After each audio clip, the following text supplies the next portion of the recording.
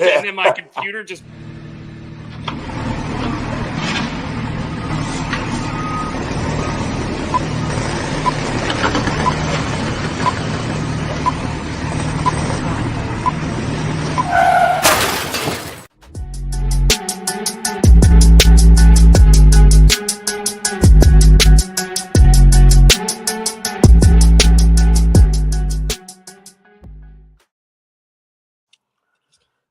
Holy Oompa Loompa. Whoa. Yeah, baby. Oh my God. Look at this freaking orange guy over here. I wanted to class up the joint with you assholes, so I figured I'd wear a tie today. True, you're outdressing me at this point. You got a spray tan and a tie. Spray tan and a tie. That it looks like Brian actually stole Brooks's tie. Look at my hand compared to the rest of my body. It's so bad, dude. It looks like you just slid it into second base on a red clay baseball field. I guess when I was spray tanning, I guess the spray thingy hit my hand real hard. So it's yeah, it did. Yeah. You haven't showered yet? No, so that's why my hair is kind of disheveled. I haven't showered yet because you're not supposed to shower for about 24 hours. Oh my God, dude. How long's it been? What time was it yesterday? Did you went? At 3 p.m. Oh, all right. I was supposed to get a level 4, like I promised, but they didn't have the juice to give me a level 4. They only could get me a 3. I don't know if that was the woman trying to take it easy on me. I mean, if you own and operate a spray tan place, I feel like number one priority is have the stuff to spray tan with, right? I don't know. True. You would think. Maybe she there was doing there was a woman with her child sitting. There was a woman with her child sitting there with a coloring book when I walked in, and I asked for a spray. Well, I ordered it in advance, but I was like, "My name's Brian Rogers. I'm here for the spray tan," and her face was incredible. Like this fucking guy. Oh, I love it. So wait, how long does the whole process take? Like you go into like a shower? Is it like it look like a shower kind of thing, or is it like, and then you just sit there and you just go like this? Is it like the airport thing where you go like this and you're in and out, or is it? Yeah, it's kind of like that. It's like a tall booth, like a stand up. It makes you nervous because there's like a fucking full instructional video that goes on to tell you what to do. Like there's these numbers on the floor, and you have to put goes like heels to 1, toes to 4, heels to 3, toes to 2, and I'm like, what the fuck is going on here? But it takes about maybe 3-4 minutes. We're back. There it is. I don't understand. Now I can't hear either of you guys. This is ridiculous. You can't hear me either? God. What the fuck? This guy stinks. I don't. This guy, Willy Wonka's helper. Telling you. Guys, sorry, we're having some technical difficulties. We got Brian not being able to hear us. We got Brooks in the car, so we're trying to figure this out. We're running a little late today, and I guess we probably should have ran a little later. We got this. We'll figure it out. It's gonna be all right. Can you hear us? Yes. That's good. Nice. That is good. Before we stop moving things around, Brooks. Jesus. Guys, are you gonna go to a car wash next? What's up? Jesus. If you want me to. I could. I'm sitting here with a tie on and no shirt, and I'm spray tanned. You should have ran through that spray tan twice. Oh man, Brian, why are you spray tanned? By the way, what happened? I made a bet that Miami would beat Indiana in the national championship game, and I lost. I should have taken the points. Should have taken the points. You should have taken the points. Then you wouldn't be orange right now. But I have a feeling, honestly, that you're kind of ecstatic that you are the way you are. I am. Yeah. I am. And don't rub your 20 times burnt sepia tone colored hands. I have a little helper coming. I have a little helper coming to deliver some things. Oh my God. As always. Now, As this always. this this little helper is a different person. I don't want to do this. Hi. Sorry about your luck. How we smell? We probably smells terrible. I smell awful. I smell like a French whore. Is that different than usual? Kelsey goes, "You don't look great either." I mean, I think you don't you just smell like a French whore all the time? No. I don't wear cologne like that. Oh man. Well, anyway, Brian's orange. I just got back about a day and a half ago from. I'll be over a little bit, Kelsey. Caribbean. I was in St. Kitts and Nevis visiting my buddy Jake, who just moved. How was it? Friend. Yeah, talk about the trip, man. It was awesome. Yeah. Kelsey, putting this on live over there. Yeah. Flew there from Baltimore through Miami. Everything was easy. Customs was super easy getting there and getting back. I had no issues in the airport, which is sweet. I mean, it was great. I had a great time. We went to a ton of different bars. I was just telling them, I realized once I got to the airport when I was leaving that I didn't buy anything other than beer the whole time I was there. And so when we were in the airport, I got this shirt, which is the local beer. And it was way too expensive, but I didn't care because it's the only thing I have now other than a couple pictures on my phone. But customs must have been real easy then if you're going through with only one item purchased. No service, no service or Wi-Fi. Pretty much very, very. It was very spotty around the island, so it didn't really. My phone was basically a camera the whole time I was there, unless we were actually in the place that we were staying. Yeah, we tried to text you a couple of times. We never got any response. So I was like, literally, dude, you have no idea. Like sometimes they would come through and sometimes they wouldn't. And then like when I got to Miami on the way back, like boom. Dude, it was like an explosion. My phone was like bugging out, and I was like, all right, I need to turn this off for a second. Look, dude, the point of vacation is not stare at a fucking 6-inch screen in front of your face. Yeah, so it was honestly great. And a couple of the times, like we were leaving the house for the day, I was just like, I don't even need my phone. Like, what am I going to bring it? I brought it for like picture taking, but I left it in the girls' bags most of the time we were there. Is Kitts British? Is it? So I think it used to technically be part of the British Virgin Islands because that's pretty close to there. But no, it's its own country. The two islands together form one country. I think it was like 1983. Since 1983 they've been a country. So it's not been very long.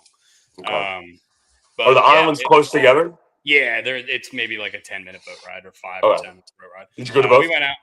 We went out on a catamaran the last day we were there and went snorkeling by like this old shipwreck, which was really cool. Mm-hmm. They served up a big lunch on the boat, and we had a bunch of beers coming in, and that was like the last hurrah day, which was funny. That was the day after the Super Bowl, so everyone in the group was really, really hungover. And all of us wanted to cancel. We were like, we do not want to go get on this fucking catamaran, and I think that's why it was so much fun, because the expectations going in were just so low. And then we just made the best of it. That's all you can do. And then, go ahead. Sorry. Yeah, no. By the time we got out of the water and snorkeled and everything, everyone was in good spirits again. So it was good. If I can do a little story time with Uncle Brian, when Katie and I went to St. Thomas, we did a booze cruise, and the captain and the bartender, because there was legit a bar on this like pontoon boat. Yeah, there was a bar on the catamaran we went on too. Yeah, so I'm picturing we probably had like basically with the same setup. Mm-hmm. So we go from St. Thomas to the British Virgin Islands. We went to U.S. Van Dyke, which is where Soggy Dollar Bar is, one of the best. The captain goes, all right, you're not free to move, almost like a Southwest commercial, you're not free to move about the country, so you're not free to move about the boat. So I'll go into the bar to get Katie and I a couple beers, and the captain grabs my arm, and he goes, can I ask you something? And I was like, well, you just asked me a question, so you can ask me a second one. And he goes, what's your name? I go, Brian Rogers. He goes, where are you from? I go, Baltimore. And he goes, I'm from Baltimore. He goes, where in Baltimore? I go, Dundalk. He goes, I'm from Dundalk. And Katie looks at me and goes, "Of course you would know somebody on this damn plane." But what are the odds? I'm in the middle of the British Virgin Islands and I got a fucking Dundalk guy with me. Oh yeah. Brooks, when we were at the, I forgot to tell you this, when we were at the Monkey Bar for the Super Bowl, one of the students that just moved there, that was in Abby's class, his best friend was Eddie Healy, who was, I believe, the president at Calvert Hall. Did he graduate with you, or maybe he was a year behind you or something? Yeah, he graduated with me. Is that part of the Healy family, like Brian Healy and Mike Healy and all them? I don't think so. I mean, it could be, but I don't think so. But it was just so random. H-E-A-L-Y? Same thing. It's just like, how do you end up meeting somebody who just like, it's just so random. It's so random. We had this one guy, because there's only like 40,000 people who live down there on this island, or between the two islands, so it's not very populated at all. But we have one guy in Ocean City, one local guy that a lot of people know, named Kimba. He's at the Cork Bar all the time, and he was just like, when you go to the catamaran guy, mention my name. And then we said Kimba, and the catamaran guys lost it. They were like, Kimba's full of shit, don't talk to him. But it was really cool down there. Parts of it looked like, we went back in time 50 years, but parts of it looked pretty, relatively up to date. So there was like a Church's Chicken, there was a Domino's, a KFC, but that was it. Other than that, it's just kind of like rundown old shacks and shipping containers. Like the gym is a shipping container. They just keep all the equipment in a shipping container and pull it out and then put it back in when they're done. Like it's, so. It sounds pretty par for the course. Like some of the British Virgin Islands, it's very primitive, in certain areas, and then it's industrialized somewhere else. Yeah, it was cool. So wild monkeys. I didn't see any, but most of the other people got to see some. And then there's dogs just sleeping everywhere on the side of the road. And roosters? Any chickens or roosters or anything? Yep, all over the place. Yeah. The roads were like incredibly like steep and narrow, and drive on the wrong side of the road too, which I didn't like. Sometimes there's not even lines. Like there's no lines. There's no lines. There is. I didn't see it. Yeah, I saw 2 traffic lights in the whole island. That's because electricity is expensive. Not nearly as orange as you should be, Joe. I think that's the camera working. I think if you saw him in real life, I think you would think otherwise. But look at brown here. I mean, look at this. This is ridiculous. How long do these things last? How long do those last? Why did your friend? I think like a week. Right after this, I'm showering. Like I smell. I don't like not. I have to shower every day. Like that's just a thing I have. I feel so disgusting. Yeah. Why did your friend move to St. Kitts, by the way? So his girlfriend, there's a medical school and a veterinary school down there called Ross University, and the veterinary school is like a super popular 3-year program. And so his girlfriend got accepted, and he just was like, "I'll move down there with you." And so he actually was like kind of doing odd jobs for the first month he was down there, working at the gym and like teaching CrossFit classes and stuff like that. But now he's he got a job as a 3rd grade art teacher. So he's gonna have to figure that out pretty quickly. He was a U.S. history teacher for middle school back here. Apple is red. So, yeah, he said he looked at the curriculum and he was just like, "Oh, finger painting." It literally says finger painting. It says nothing else. He was just like, "It's finger painting. I guess I can figure it out. I'll just tell him what to tell him to draw." But it's gonna be an experience. It's gonna be a very crazy experience for him. My buddy Joey Petropoli went to the same place. I know exactly where it's at. Well, I didn't go there, but I've seen photos of it and stuff through Joey. Is that Petropoli? That sounded like a Sopranos character. No, it's a real guy. He played baseball at North Carolina University with Andrew Miller, actually. Nice. University of North Carolina. Mm-hmm. So, I'm glad you had a good time, man. Yeah, it was cool. And then, of course, I get back. I'm calling my mom when I'm in line trying to get into customs, and my mom's like, "Hey, by the way, we were at your house yesterday because we got an email that the unit next door, the sprinkler burst open and it flooded, and we're just making sure that the water didn't come into my house." Apparently, the whole first floor and their crawl space right next door to me in this townhome is completely flooded. They had the people over there the whole weekend, I guess, car cleaning and shop vacuuming and shit. So, yeah. Did you get a chance to watch Super Bowl, dude? Yeah, so we watched it, but there was some. Did you watch it or did you watch it? You know what I mean? It was on the TV next to me. All right. So yeah, that's the answer. I feel like I always get too inebriated for the Super Bowl to actually remember everything about it. Yeah, it was fun. I remember the first quarter pretty vividly, and then after the Mac Hollins touchdown, I remember pretty vividly, and then other than that, I don't remember seeing Jason Myers kick one single of those 5 field goals that he made. That's for sure. Oh my God. I wasn't a fan of that. After Tails lost the coin toss, I just screamed "fuck" at the top of my head. Brian and I were talking about this. Has it been like 8 out of 10 years heads has hit? Tails. Yeah. No, I don't normally lose, or I wouldn't keep making this bet. No, it hasn't been 8 out of 10. I'll look it up. I thought it was something stupid because I remember because I was betting one side or the other, and I'm like, I just kept losing. I'm like, I'm not betting this anymore. You were betting heads. I'll go. There's actually a website that has a spreadsheet on this. This is great. Shocking.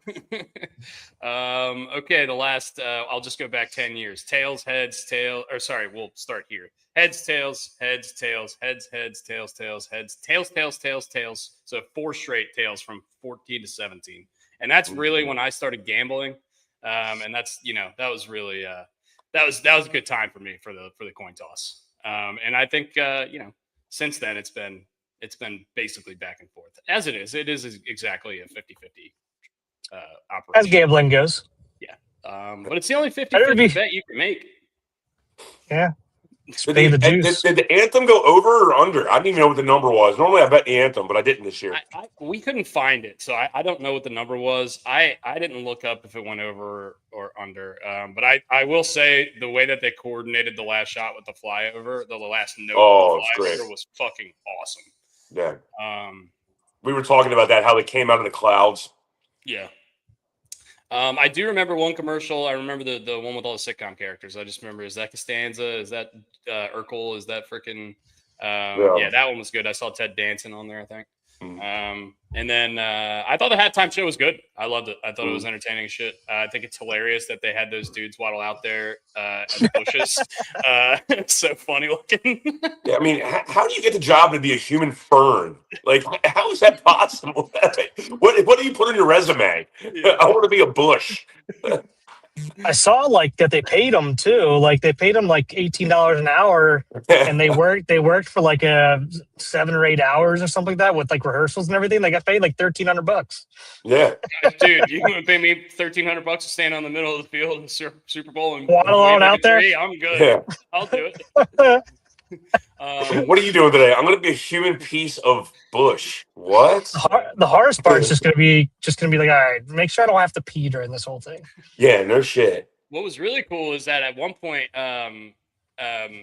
because he's from Puerto Rico, he showed a group of flags, all the Caribbean nations were on it, and St. Kitts' flag was on there, and the bar went crazy. Awesome. I didn't know. I didn't really know what the flag looked like, but that's what my buddy was like. I was like, "What is going on right now? What just happened?" How was the bar there? It was sweet, dude. It was going. Every bar was it was just. I mean, it was just like a picture, like a tiki bar. Shacks. They're probably shacks. A tiki bar with picnic tables around it, and there's a beach right there next to it. Every single bar we went to, it was awesome. And they actually had projector screens up for the Super Bowl, so you could see it from all different angles. It was really cool. Did you get sunburned? When we were golfing, we golfed on the first afternoon, and my arms got pretty fried. After that, I was pretty good about putting sunscreen on. But I got a little color. You can't see it on me quite as good as you can see it on you, but dude, that it's brutal. That's fucking awesome. Ridiculous. Brutal, dude. Your whole body was that color, dude. I must have been hit by one of the spray. It's 3 sprays that come down. It literally cascades down you, and I guess I have my hand near one of them.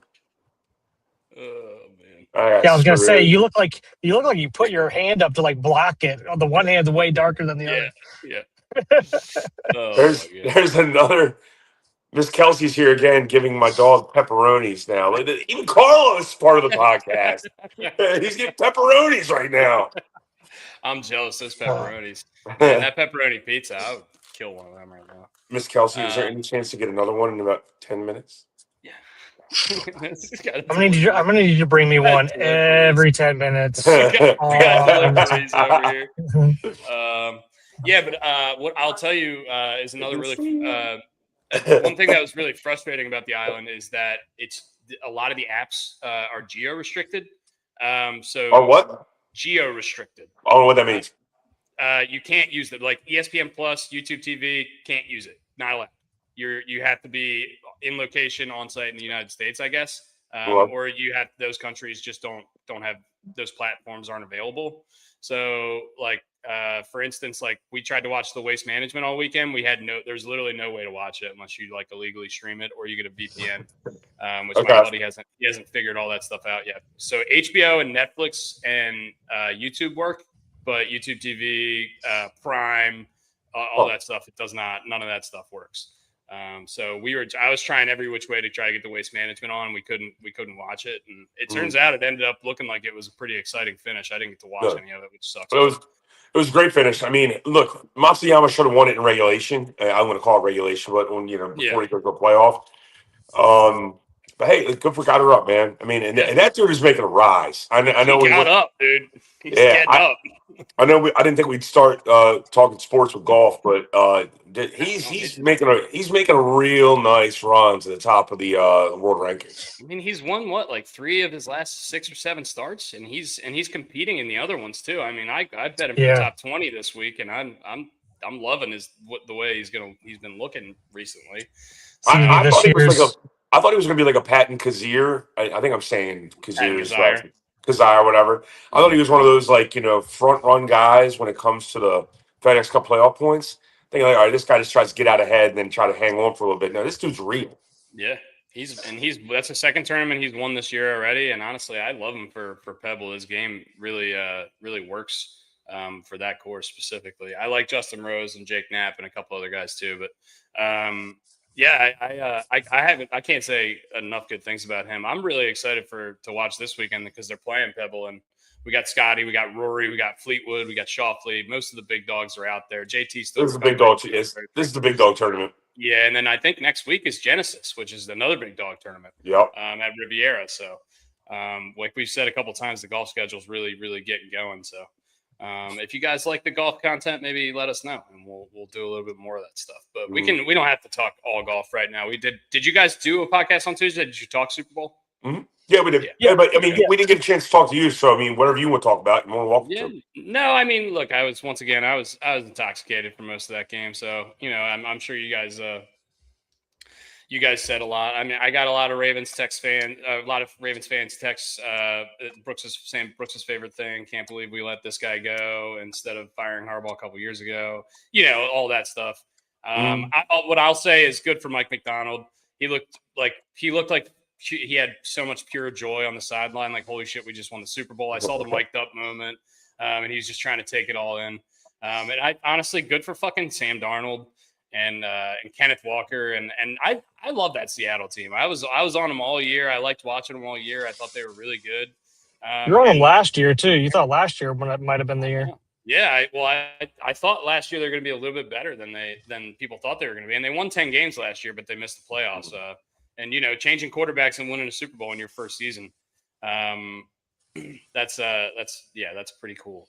Do you think I was listening to somebody the other day or somebody maybe yesterday, or maybe it was the other day on the plane, talking about like if you're a Minnesota fan, like how freaking frustrated are you right now with the fact that you let Sam Darnold walk and now he goes and wins a Super Bowl elsewhere and you're stuck with the JJ McCarthy, the question mark that he kind of is right now. And you might re-sign Kirk Cousins. Like, Jesus Christ, what the hell are you doing? It's that's brutal. And also, on the Patriots side of things, like we kind of like said all year, like Drake May has been this awesome quarterback. He hasn't missed throws. He's hitting these deep balls, and I watched the replay and highlights. Like he was missing quite a few throws in that game. Yeah. And I know it came out. Was Sam Darnold.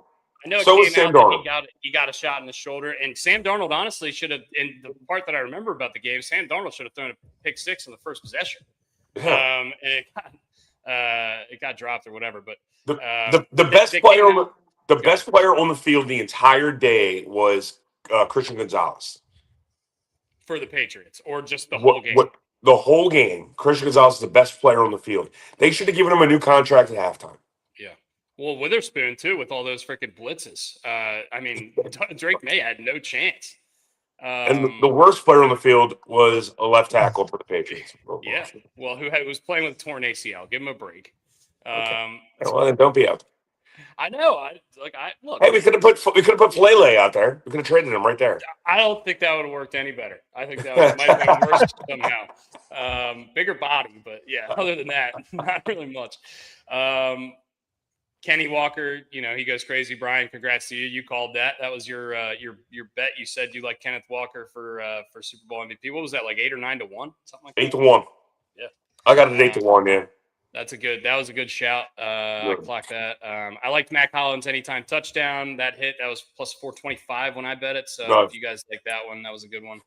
I didn't have AJ Barner anywhere. I think he scored the first touchdown. Certainly didn't have Jason Myers to be kicking 5 field goals. And then I don't know. Do you guys think Drake May was healthy? Do you think that? You don't get a shot. You don't get a shot in your shoulder unless something's wrong, right? Correct. And the fact that the Patriots took him off the injury report on Thursday or Friday, and then gave him a shot after that, I don't really know if I like that, because a lot of people have money on the Patriots in this game, and if they knew that Drake May got a shot in the shoulder before the game, they probably wouldn't have liked the Patriots quite as much. It would not surprise me if some sort of fine comes down the pike here for them. I think they might be losing a draft pick. In the biggest game of the season, it's Super Bowl, but also look, if you're in bed with these gambling companies, you have to be completely transparent when it comes to injuries. And I get it might suck because guys who target an ankle or a hand or a shoulder in this case, you got to be completely transparent with all the money that's getting dropped. They said like 1.7 billion was gambled on just this game. If people knew Drake May was hurt, money's going the opposite direction. Dude, 1.7 billion is probably not even.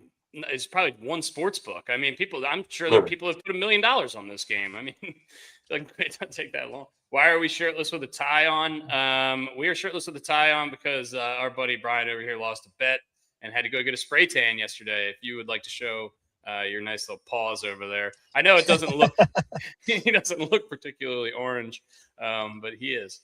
So there you go. My normal hue. Hey, Lauren. Seattle punter was the best player on the field. I can't speak to this. I watched no special teams in this game at all.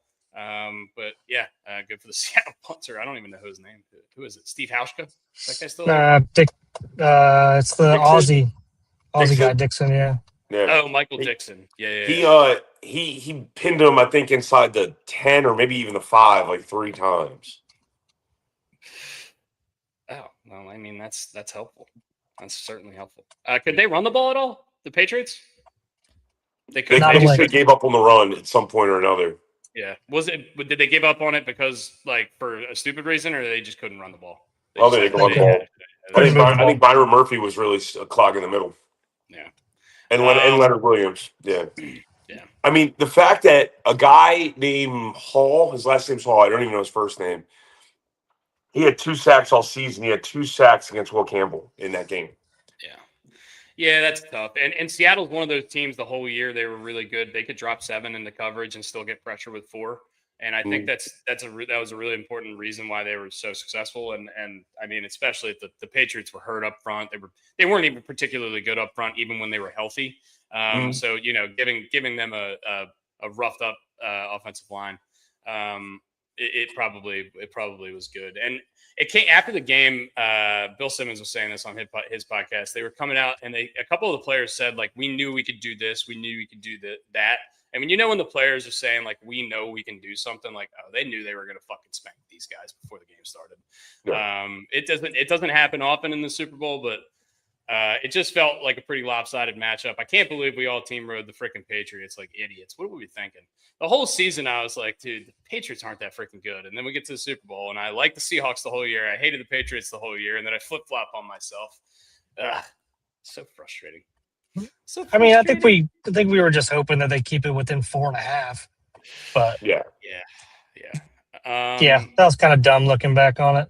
Do you think what teams in the AFC do you think feel the most upset watching this game? The fact that they didn't get a chance in that game. I think there's probably a lot of teams. Yeah, I feel every single team felt like the AFC was just wide open. The Jags, I'm sure, were like, God damn, we could have won that game. The Bills, I'm sure they probably thought the same thing. If Bo Nix didn't get hurt, the freaking Broncos probably would have been playing in that game, and we would have had a rematch of that Super Bowl.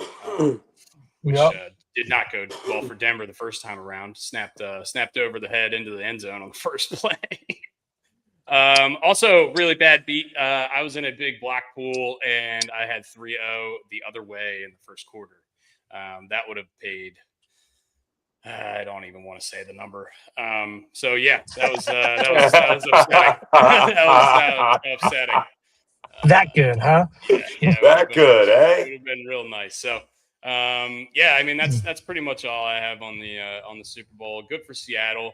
Who do we or do we think do we like Seattle moving into next year? Do we think this is a team that has the chance to be consistently good in the next few years and put themselves in position? And then we'll talk about the Patriots after that too. We're all this instant gratification society bullshit. It's like, is this the new dynasty? Let's just fucking pump the brakes, put it in park for a couple seconds. They won the fucking Super Bowl. They beat a team that did not play a great schedule. I'm not trying to shit on the Patriots. It just is what it is. All right, but nice. But do I think Seattle can come back? Absolutely. But they play in a tough division. You're gonna. What most teams, including the Ravens, deal with, you win your championship. Now I got to get paid. It's time to get paid, right? Kenneth Walker's going to want to get paid. And Jigba is up for a contract. I want to get paid. I got my ring. Now pay me. Yep. And you also have to deal with, most of the time when you're winning the Super Bowl, you're probably winning your division. You're playing a first place schedule. Maybe Seattle definitely didn't play a first place schedule last year. That means they're going to be playing the toughest teams this year. New England, you could say the same thing. They come off this Super Bowl loss. Super Bowl hangover, number one, is a real thing.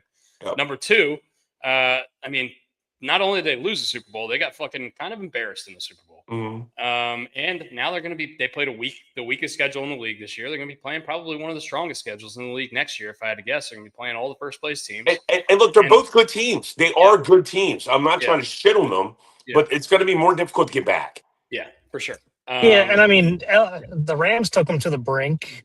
San Francisco is going to be good, healthy. So I mean, it's going to be interesting to see how that division shakes out next year.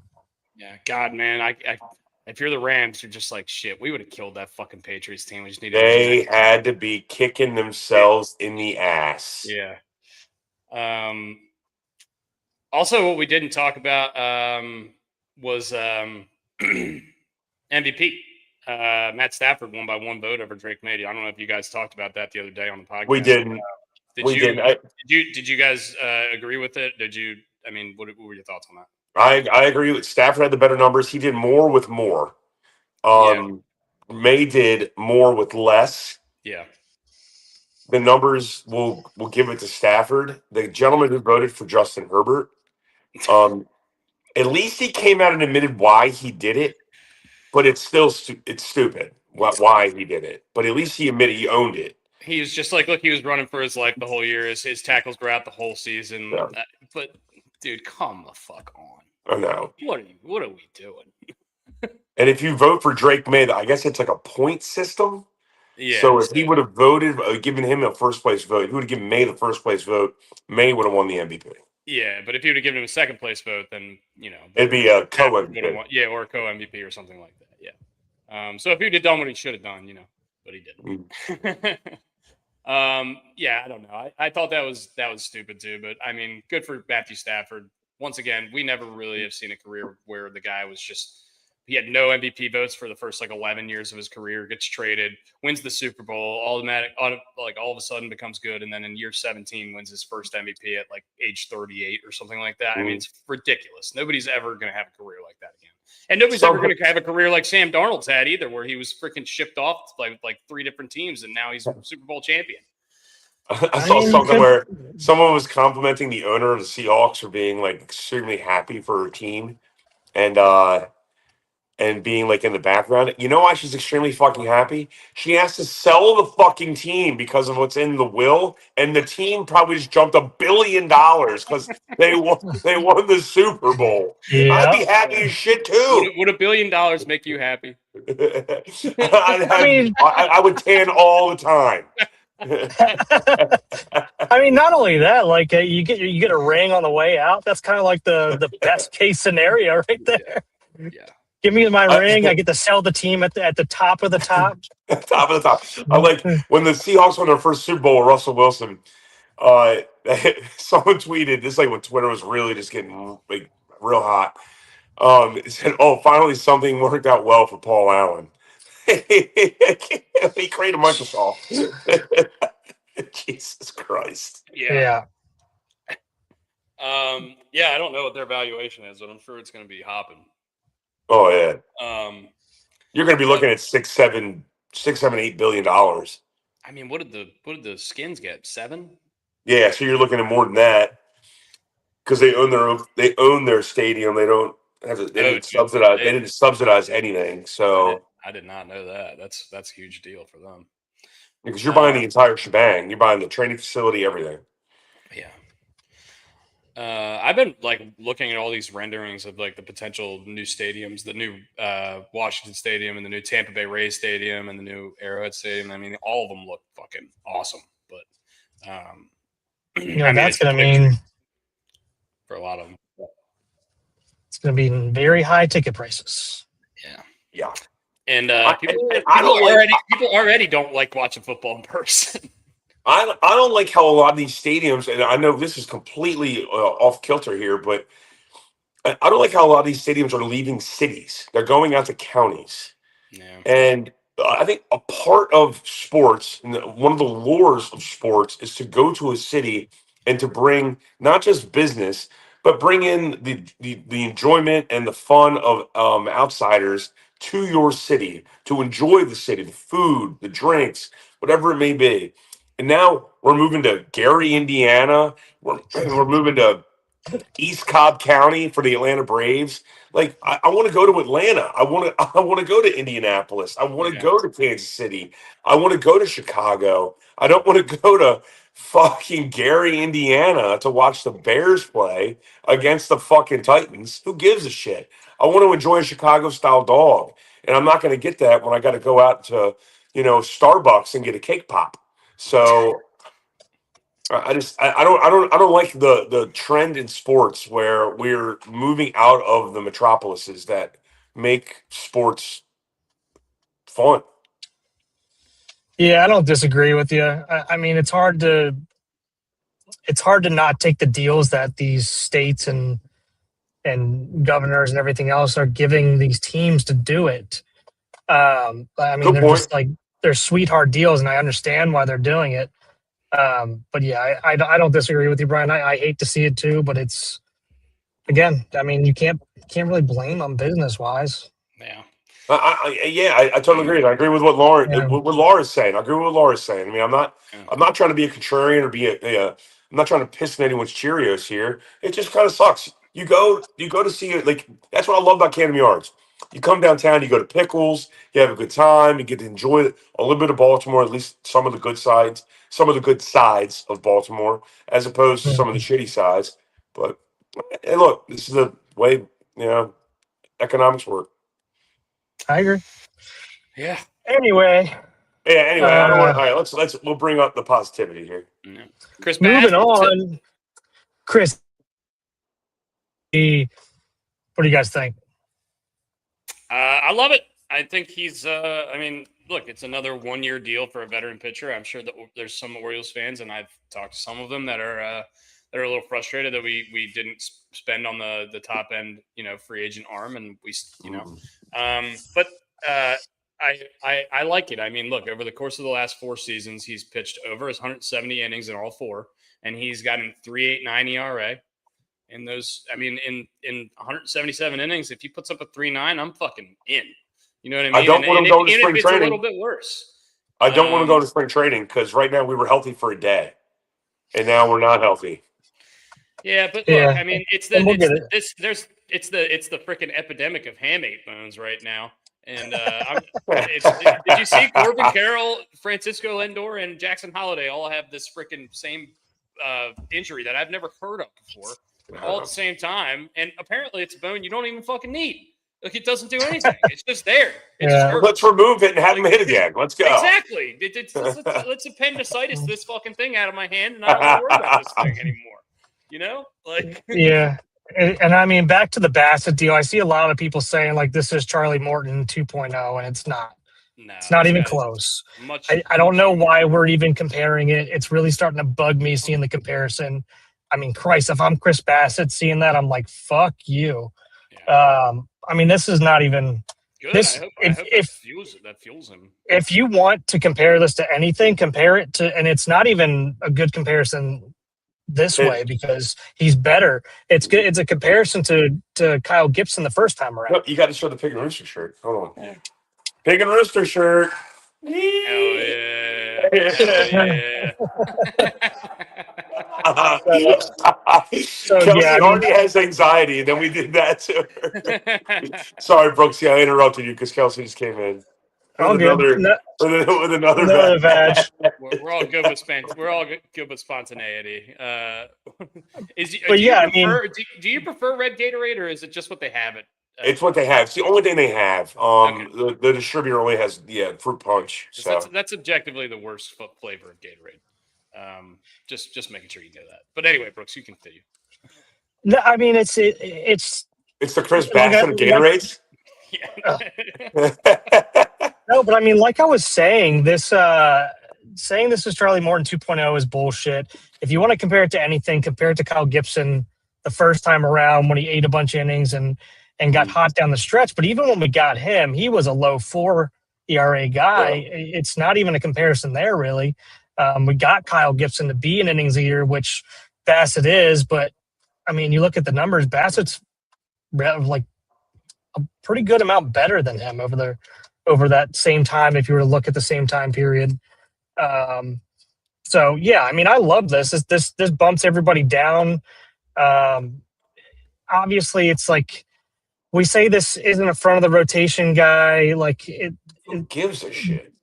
I agree. Like, would it have been nice to go get another front of the rotation guy?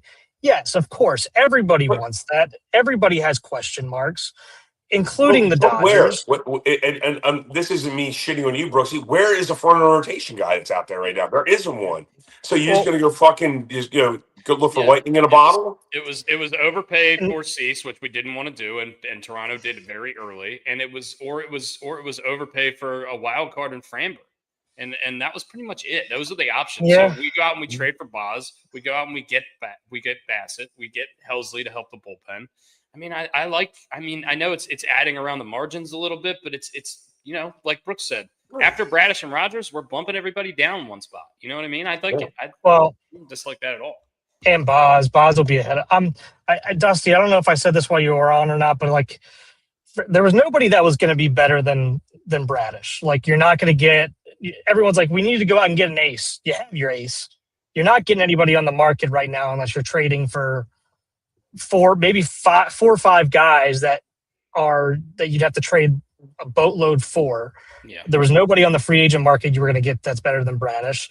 And I'll be honest with you. I said it last time. I said it a couple times. I think Shane Boz is going to be the second best pitcher on the staff. And I think he's going to compete. And I know this has been a whole thing after Elias said in his presser recently, he's like, oh, we think he's got his top end, like his ceiling here is a Cy Young. It's like, yeah, well, we've been saying this since we fucking traded for him, that this guy, like if he's going to be really fucking good. He's going to be really fucking. He's going to surprise a lot of people. People are writing him off like right away. So, and it's bothering. I think he's going to be better than Rodgers. Rodgers is going to take a step back because there's no way you continue to pitch at the level that he was.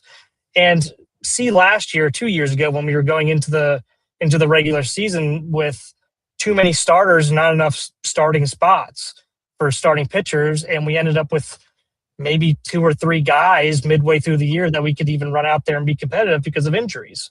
So it's. Well, hey, look, we lost our 2 and 7 hitter already, and we're 1 day into spring training, so they better have a 1 ERA instead of a 3 ERA. I mean, you say that, but Westburg's not going to miss a game. Hope not. Westburg will definitely miss games. He always miss games. Then our luck needs to change. Our luck needs to change then, because given our injury history, this does not bode well. Yeah, I don't love it. Obviously, we hate hearing the Holliday news. I was really excited for him to have a really breakout year, being healthy and being one more year in the bigs, and getting an injury to start the season and pushing spring training back a little bit. That sucks, and that always hurts. And you see guys get off the slow starts. We saw it with Gunnar last year. It was a different injury, but same kind of deal. Yeah, it was the same as Westburg, but Westburg had the injury further back, so he's not going to miss any time. He had it 3 weeks ago, I think they said. So, and to your point, Holliday is going to miss, I mean, potentially the first month of the season. We'll see. Yeah. And then hopefully his power's not going to suffer. And maybe it's a good thing that his power might suffer. Maybe it'll push him to be more like, hey, let's put it in play, not try to drop and drive as much, even though I think he can be a good 2020 guy. But I don't know. It sucks. You're right. He's still going to be a 2020 guy, even if he misses the first month of the season. I know that sounds crazy to say, but I think he still will be. So is this guy, this Blaze dude that we traded for, is this guy, like, people think he's going to be the starting second baseman to start the year now that Holliday's out? Or is that just a way up in the air, way too future projection? We don't really know. No. I mean, is he has playing experience in the bigs, right? He played with the Tigers last year. Not well, right? He played with Arizona. This would probably be a Pigtown question, at least. So, unless Brooksy knows. 230 with 7 homers last year. Yes, and he can play pretty much everywhere, but I don't know. We're getting into a lot of the Orioles fans that you see talking about this, we're getting into the way too distant future. I mean, Craig Albernaz, they just got there this week. He's still trying to figure out how he wants to play this team. It's really going to be up to him. Yeah. Like, we can sit here and guess, but I mean, he's the one who's going to make the decision, and it depends on how is he going to value defense more? Is he going to value matchups more? Is he going to value, like, is the hit tool going to be a factor? It's going to depend. But in my mind, I'm putting Westy at second, and they've already said they've got. I mean, we have too many spots for our first baseman. They said that they're putting Mayo at third right now and working him out at third base. So I don't see why you don't put Mayo at third, give him his at bats, put Westy at second, and run with it there. Then you have to figure out what you're going to do with Mountcastle and some of the other outfielders. But I don't want Mayo bringing leather to the ballpark, including a belt. I hear you, but I mean, I don't really want it either. He also Michael S. also didn't rule out corner outfield for Mayo, by the way, which is scary. That's terrifying. He's not. No, he's not going to. He said he didn't rule it out. He didn't rule it out. But just that would be. That's just that would happen if he come out of the gates raking, and obviously Holliday comes back and they're like, all right, we got to find a spot for this guy, kind of deal. I mean, we had to watch Tony Taters fucking fall over back there for a while. So. Make average. Davis. I mean, everybody used to talk about Santander being like making great plays out there. I'm like, he's making routine plays look very hard out there. So he's making them, but he just had another setback too. He was hurt most of last year and really bad when he wasn't. He's out. I think he's out for a couple months at least. 6 months? Yeah. So he's late. He just had labrum surgery. Boy, we got out from under that one as at the right time 45 homers as a switch hitter, and then he just holy smoke-a-reenies. Yeah, he's out. He's out indefinitely. And then also, like, some of the other news that came out is that they're going to be ramping up Wells as a starter. And I know you see a lot of people in Baltimore wanting him to be a reliever. It's much easier to ramp somebody up as a starter and then move him to the bullpen than it is the other way around. Yeah. So I'm in 100% agreement with this. Ramp him up in spring training as a starter, just in case somebody gets hurt during spring training or early in the year. He's ready to go, and then hopefully, knock on wood, everything works out the way we want it to work out, and we can just move him to the bullpen, and then he's there, and we don't have to worry about him starting. But he's already ramped up to do it. So that's where I'm at with it. The other thing that I wanted to bring up, Povich is in a little bit of a no man's land right now. He's like the 7th starter. But what's the other guy? Brandon Young. Brandon Young. Yeah, he's in that boat too. I feel like they're just kind of like extra starters, which you need those guys.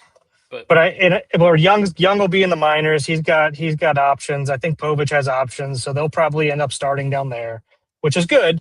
But I mean, as of right now, you have Bradish, Rogers, if that's where you want to put him, Boz, Bassitt, and then Eflin or Kramer, and it's probably going to be Kramer because I think Eflin. They said Eflin's not. He's going to have a full spring training, but he started a little later throwing bullpens. It's so early to even make any kind of predictions on anything. It is. We got to let it breathe a little bit. It is, and you have to see how they're throwing, how they're feeling, and everything like that. But I'm not prognosticating anything yet because I have no fucking idea what our team's going to look like. Because I mean, look, we already lost 2 guys. And who knows? And maybe and I'm hoping it doesn't happen. But what happens if 3 pitchers get hurt, or they hurt their obliques, or their lats, or whatever, or their labrums? It's like we got to let it breathe a little bit. I don't want to jump anywhere. because Gunnar hurt his oblique during one of the spring training games last year. Luckily, from what everything's being reported right now, Westburg is going to miss like 3 spring training games, then get right back into it, which is great news. But obviously, stuff can get re-aggravated and everything like that. But to Brian's point, yeah, we don't know at this point. But like, if everything works out the way it should or could, do they do a 6-man rotation at the beginning of the year? I have no idea. They'll do a 4-man. Just because, they would do a 5 because they have 7 starters right now. And isn't that usually par for the course no matter what occurs to any major league team to do a 4-man rotation because of all the off days, given opening days, scheduling? How you have you're talking about just for like the first week?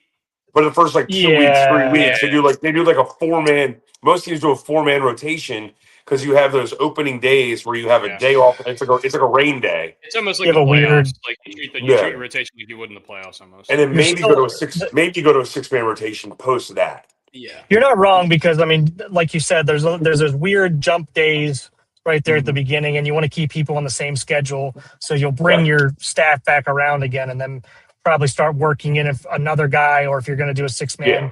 I have no idea what they're going to end up doing, but I mean, we talked about it 2 years ago or last year when we thought there was too many spots.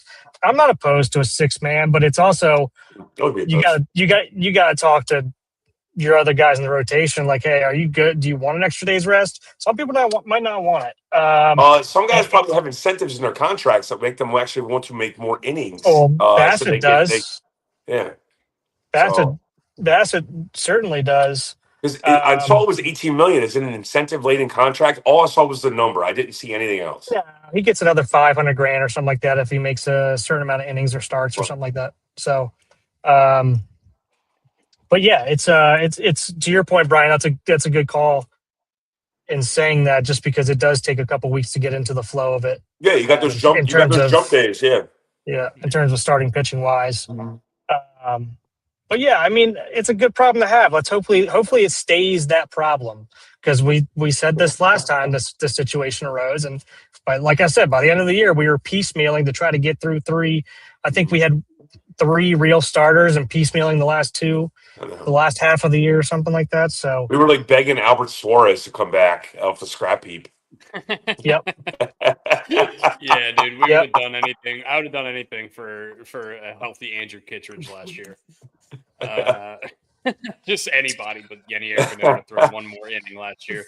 Yeah. But hey, but what I do like is it's baseball season. We're getting ramped up. We got the Olympics going on. World Baseball Classic coming up. I saw in the group chat that we got the schedules out for everything for what the USA team is doing. I'm excited. We're all excited. Yep. So I'm ready. I'm ready for some freaking baseball. Let me. Hey, when do the Indians start up out there in Indy, Brooks? They're usually a month after opening day, somewhere around that. Well, I feel like. Are they triple or double? Triple or double A? They're AAA. So what did the Grapefruit and the Cactus League? Did they basically just keep playing for those AAA guys until the season starts for the AAA and AA, or how's that work? I don't know how it works. No idea. That'd be a Pig Town question right there. I imagine so. I think they keep. Well, I mean, obviously they keep playing because your minor league guys report after the major league guys, and that's why they start a little later. I'm sure they're playing in some sort of an instructional league at the very worst or something, but I don't know. Well, they did over the summer. Like Bradfield played in instructional leagues and stuff like that, or some people go down to the Caribbean or whatever and play in some of those leagues. So it depends on what level you're on as well. So yeah, I mean they'll keep playing. Like it's not going to be. I don't know how to best describe this. It's going to be like the same thing. It's just going to be with minor leaguers.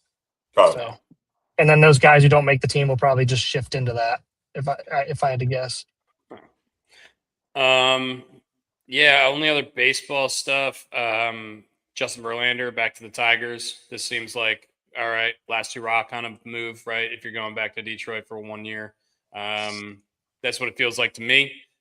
He's going to be, I believe, 44 at the end of the season. So that's probably about an appropriate time. But I can see Justin Verlander going out and just having a fucking awesome last year for the Tigers. I could see this without a doubt. Trying to get to that 300 mark. He needs like 30 some. He's going to look at Scooble pitch and it's just going to light a fire under his ass and he's just going to be fucking out. And good for Scuba winning his arbitration. And Framber. I don't want to hear that name anymore. I'm done with that guy's name. I'm so sick of hearing that dude's name. Oh man. Bradish is throwing right now live as we speak. Dusty, voted on a rule to keep the coaches in the box, the third base and first base coaches in the box to get rid of pitch stealing stuff. I guess I don't know. That's it's not important stuff. Anyway, sorry. Yeah, it's all good. Dusty, I don't know. I know you got blitz text when you got back into the country. Yeah. Did you see about Davis's pub? Yeah, what's going on with Davis's pub? My boy Sam Wyatt, man. He said he wants us next time we're all in town together for whatever occasion that may be. We're gonna do the podcast live from Davis's. Dude, the amount that place means to the Rothschild family, it's up there.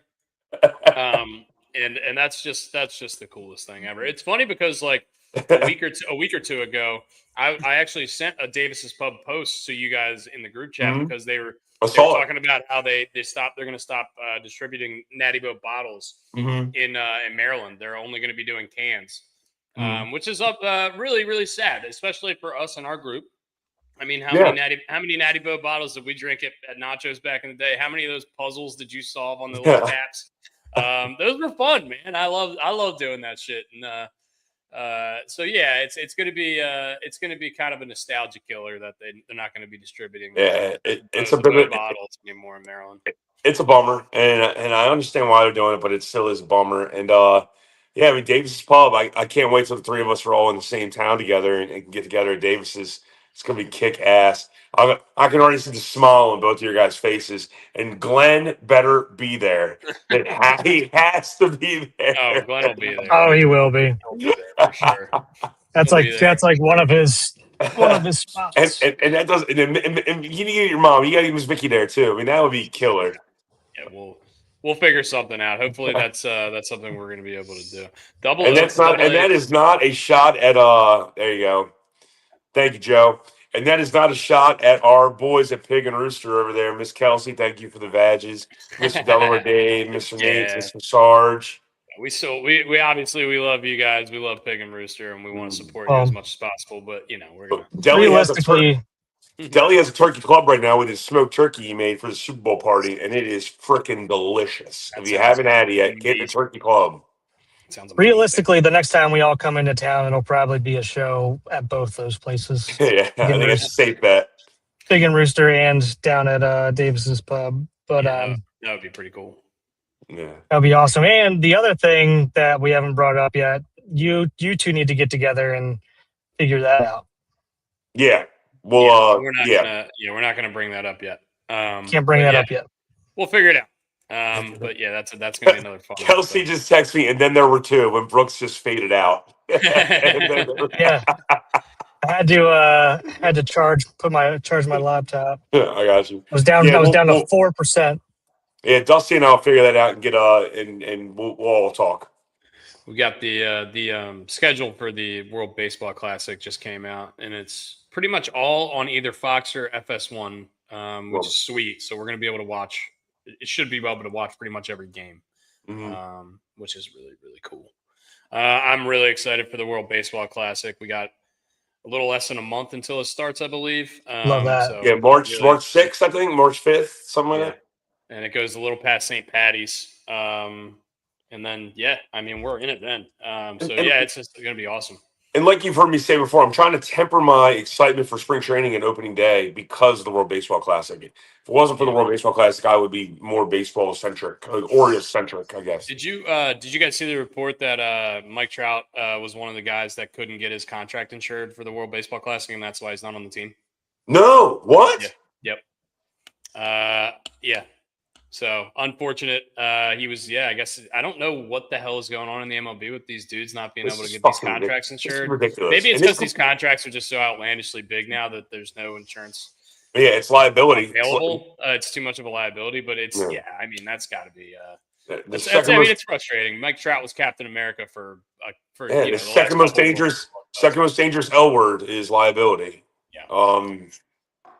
It's I don't know. It's nobody's giving a good answer on this. Like even the Mets guy, like they said, like Bad Bunny was coming out and he was going to pay for insure the contracts with his own money, and then they said the teams actually denied it after that, and then the GMs came out and said like no, it's an MLBPA and an MLB thing. It's not us. We never said no. There's a lot of he said she said going on right here. This is kick can down road shit. That's what it sounds like. This is fucking stupid, man. I mean, figure something. I don't even know who to blame right now. Because if the player wants to play, let him fucking play. They could probably insure them fucking selves. They're making hundreds of millions of dollars. Well, they would insure themselves. They just can't get it passed. I don't know. I don't know either, man. Yeah, it's God. It's nobody's. There's no good information out there to sit there for me to be able to say, hey, here's what's going on. I haven't found it. So I don't know what the deal is with this thing. Yeah. And it makes it look even worse can we do a speed draft real quick? Favorite Kelsey's? Well, McManus has got to go number one. The bar that Kelsey is named after in Ellicott City. There you go. I was going to go Kelsey Ballerini. Right now, I can feel her fingers rubbing against her face as she watches this live. Kelsey Grammer? I can't think of any other.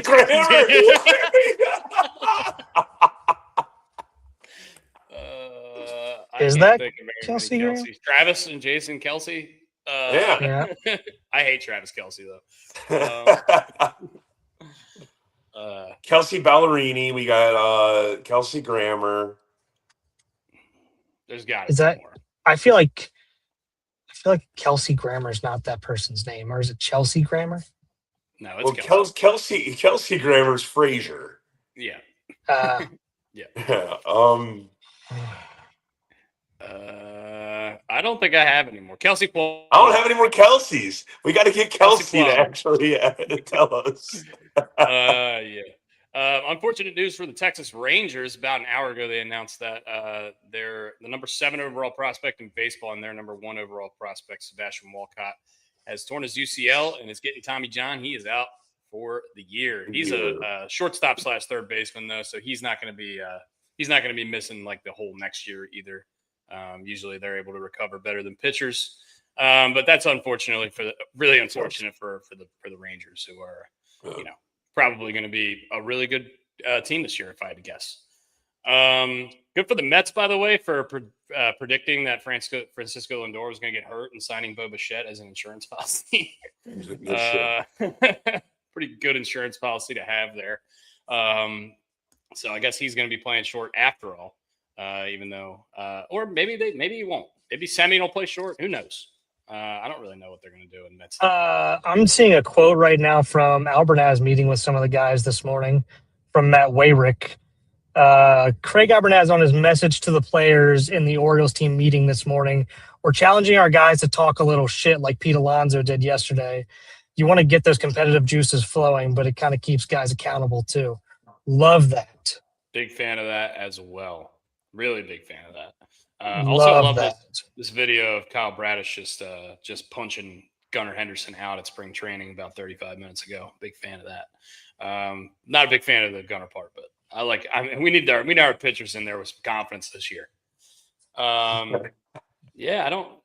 Anything else on baseball you guys want to talk about? I don't really have much else. I think that's. I'm good. I mean, I've been hell bent on the Olympics right now. Yeah, well, that's something I wanted to talk about. I haven't gotten to watch any because no Peacock in St. Kitts. What's been going on? I know we're in like third in medals right now. Yeah, I don't know the medal count yet. We watched curling yesterday. The U.S.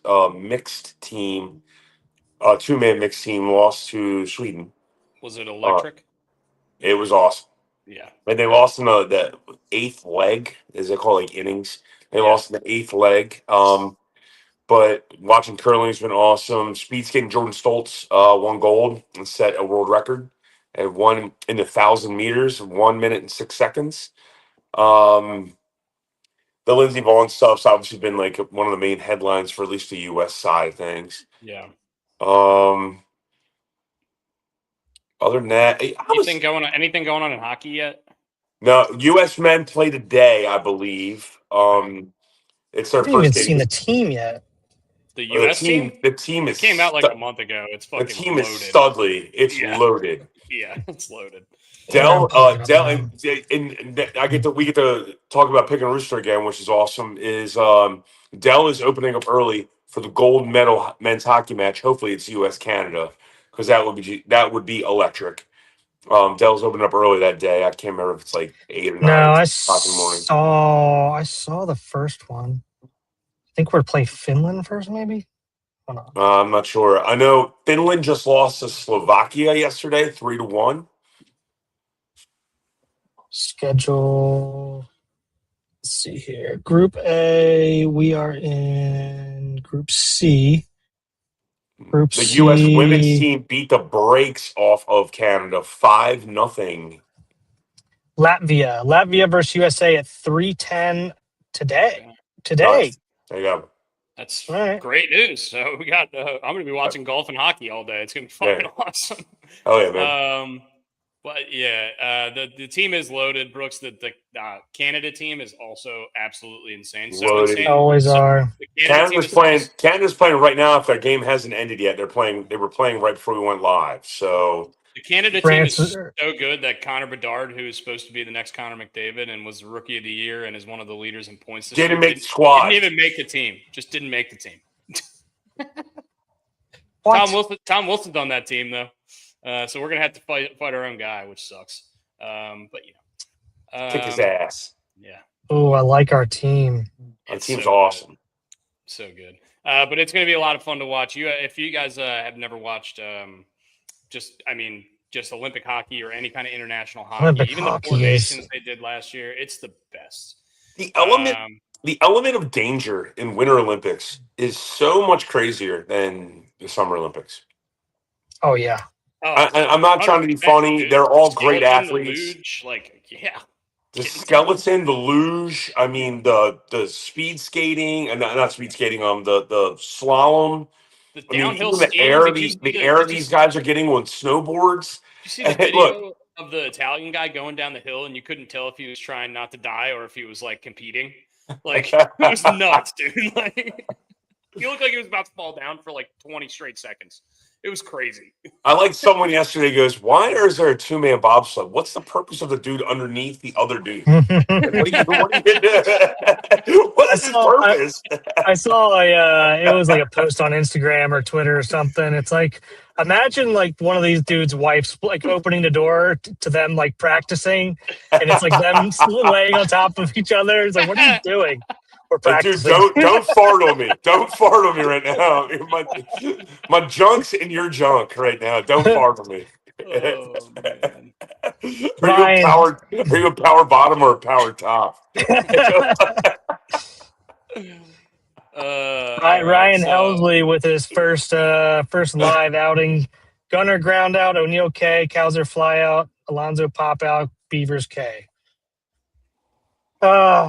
It's good to have baseball back. None of this shit really matters, to be honest with you, because pitchers inherently usually have a little bit of a leg up here. Because it's hard to see live pitching in the off season.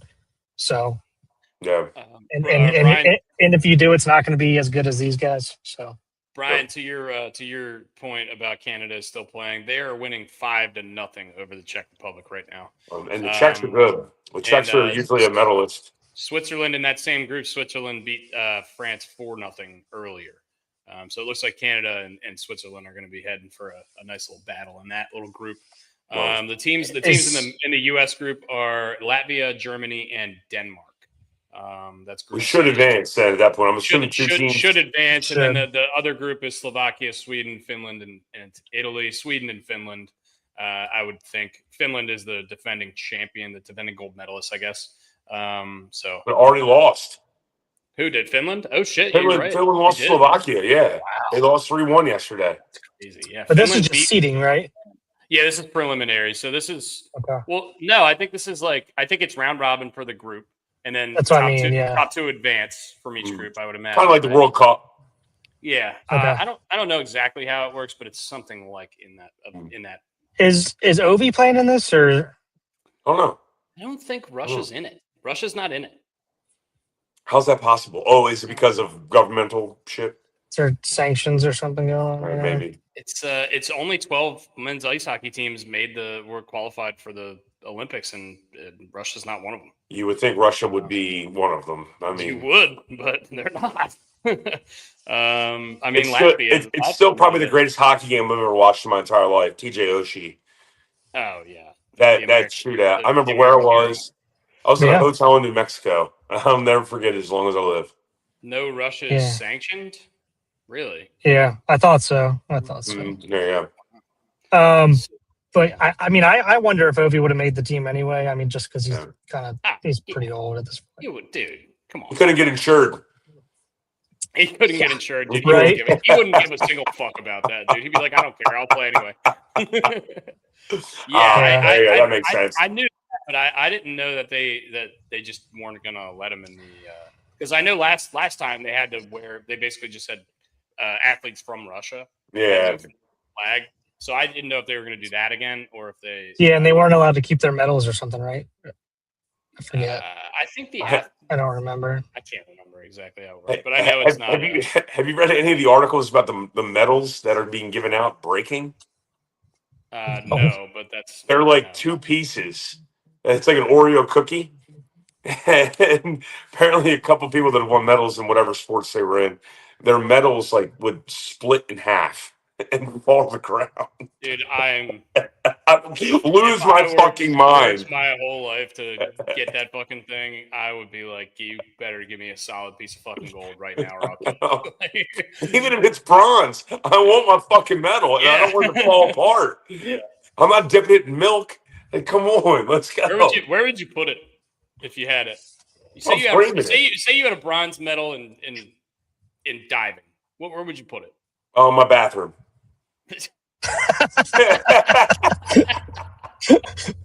Hell yeah! My half bath. I'm putting my half bath. That's what I'm I don't saying. have a.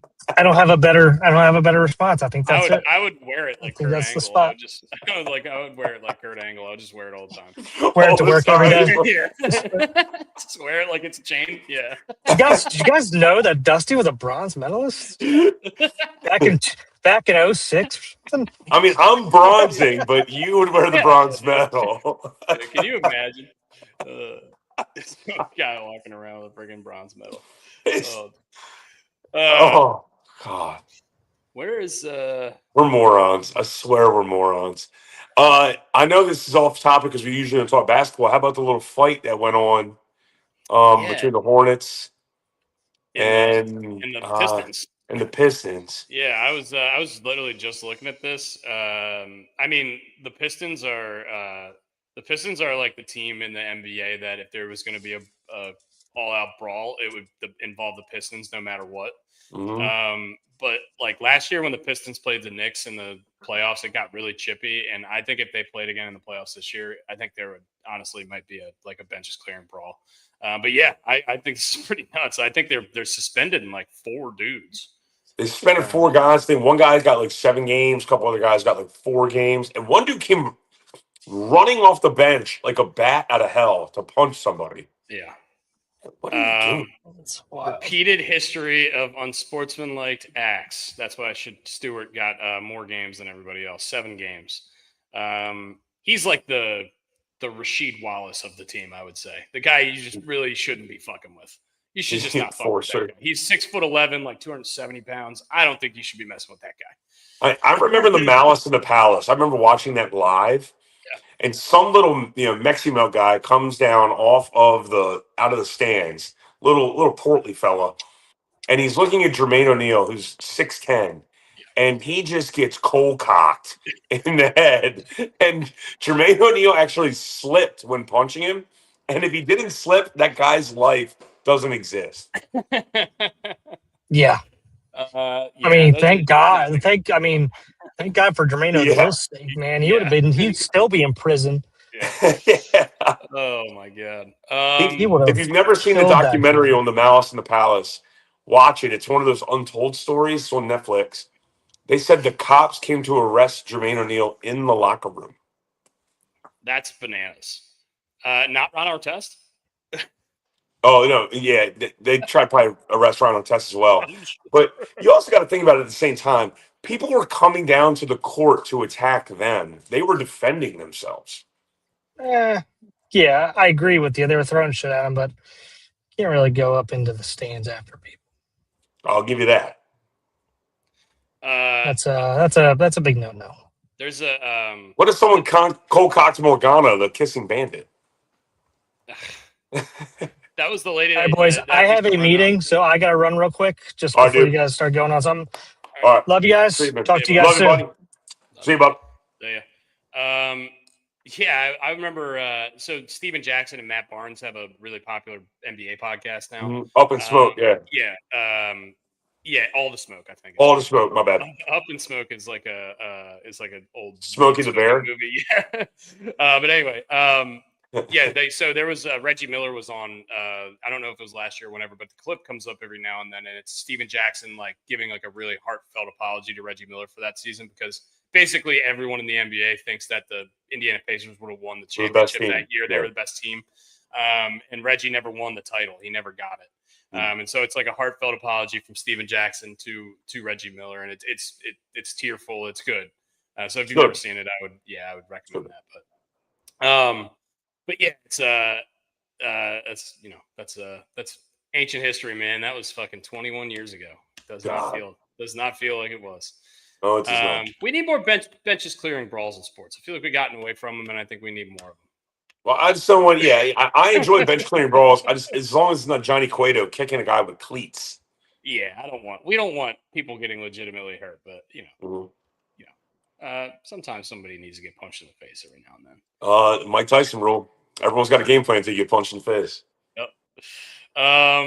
You got anything else you want to discuss? I know we talked a little golf at the beginning. I wanted to let you guys know. I did say Chris Gotterup, Justin Rose, and Jake Knapp were my guys I really like this week. Also, there's a guy named Taylor Pendrith who was way down the board. He's finished in the top 10 in this tournament like 2 of the last 3 years. So maybe just throw a flyer top 20 on him or see whatever. You probably get a good number. But those are the guys I like for this tournament. Of course, Scotty Scheffler is playing in this golf tournament, so you have to worry about that as well. Me and my buddies were, after he shot on Thursday, he shot +2 last week. He was like T119 or something like that. And I looked at I swear to God, I looked at my buddies in that exact moment I found out what he shot. And I said, we should bet him right now. He is going to shoot 3 straight 65s and contend in this golf tournament. He went out there the next day, shot 65. He went out there the next day, shot like 66. And he came in 3rd fucking place. I mean, he's a fucking machine. Dude's a machine. I mean, his top 5, betting him for the top 5 is like, I think it's like -200 every week. It's like ridiculous. He's like, we're not betting that. We can't bet that, but he does it every fucking week, so you might as well. And then I'm excited to see Rory play today because we haven't seen Rory play in a PGA Tour round yet this year. We've seen him in a couple of Euro Tour things, but first time I'm going to be watching Rory play serious golf since the Ryder Cup, and he's one of my favorite guys to watch. So it's going to be awesome. And they're playing Pebble, which is whole 17 is hard. You can have a bad round, you can't have a bad day at Pebble Beach. Yeah. And hey, Maryland basketball won a game. It's kind of wild. And you know what? I got a lot of texts about that saying it was a really fun game to watch. And that it was. I didn't watch a single minute. And I didn't watch 1 second of it. Good for Maryland. Hopefully they can start turning it around, go on a little run, and get some confidence going into next year because they're not tournament bound unless they do something crazy in March. And Arizona showed up like Arizona. Kansas didn't have their best player, and Arizona got beat by Kansas. Who's the Kansas guy? Is it DeBansta or Peters? Peterson, yeah. Peterson, AJ, but I can't say his last name. AJ, but then where's he go? He's BYU. BYU, okay, yeah. I get them all mixed up. There's the UNC kid that's supposed to be really good too, and then of course Boozer's kid is going to be ridiculous, I'm sure. Yeah. So yeah, we're going to have a lot of stuff to talk about next week. Hopefully, we're going to have I don't know. Maybe we'll have hit one of our guys. We'll hit in this golf tournament. Maybe the U.S. hockey team will. But we're going to talk a lot of U.S. hockey, I think, next week. A lot of Olympic stuff coming up. Like the sports that we really care about. I hate to say that because of the Lindsey Vonn stuff, but sports that people really can understand in the Winter Olympics are coming up. Stuff that we didn't get into today. Brooks wanted to talk about some MASN stuff. They did just come out and say, basically like last year, it's going to be $99.99 for the year for MASN Plus. We love it. This is great news for us. If you want to buy MASN a la carte, if you have YouTube TV and you struggled to watch the Orioles the last few years, now you can watch them very easily. So this is good news. This is great news. And I don't know if Brooks wanted to talk about some other stuff with MASN as well, but we'll get into that. We'll get into it next week whenever he's back on. So yeah. Hey man, welcome back to town. I appreciate it, man. Welcome to the welcome to the tan. I don't know how to welcome. I can't welcome you because I'm not tan. I can't wait for this to go away. I cannot wait to shower. Right, I'm showering the minute we get off this. And then also I'll be out. I'll die in the shower. No. I'll loosen it up now. Yeah. But hey, less than a month I'll be out there with you, and we can do the podcast, me and you. Yeah, absolutely. You said that's like March 5th, right? So March 6th or the 9th. Okay, cool. Yeah. We'll mark that on the calendar, and we'll let you guys know what's going on that week. Hopefully, we're gonna have some fun shows from the house here. Oh, mama, it's gonna be. I'm gonna have to buy another bottle of Grand Marnier because I ran out last time you were here. Yeah, Tony Poss was drinking the GM, man. My dad was drinking the GM. Yeah. But anyway, guys. Thank you guys for listening. We love y'all. Baseball is here. Spring training is here. This is fun. We're gonna have a great little spring here, and we love you. Love you guys. See you, buddy. Glad you're back in town, bub. I'll talk to you. All right. Absolutely. So yeah.